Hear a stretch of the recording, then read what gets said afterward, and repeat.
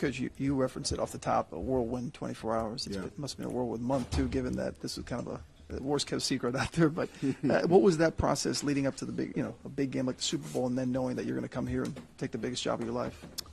Well, I would say, in coaching, you're multitasking at all times.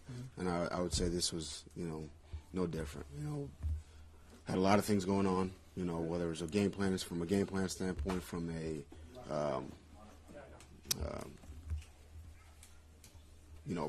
travel standpoint. We had a million things going on. So, I try to pride myself on being able to compartmentalize and deal with different things, at the time I need to deal with them, and I was able to do that. Everybody always, from behind the scenes, sees the job that you do and hears the stories and the respect that you have. But when you try to explain the kind of coach that you're going to be and what your idea is and the style of coach you could be, what's the easiest way for you to describe that?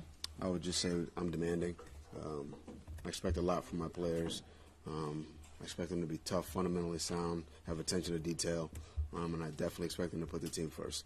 You keep hearing me say that. Yeah. I think that's definitely a staple for the kind of culture we want to build, and like putting the team first is very important to me. And finally, you touched on it a bit about the bumps in the road. You had so much success in New England. Obviously, you were a part of a process that was just year in and year out. Here, it's been kind of the opposite the last decade plus. They want that stability. Yeah.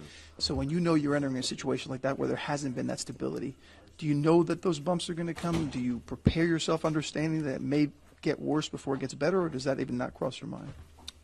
I would say, adversity is part of football.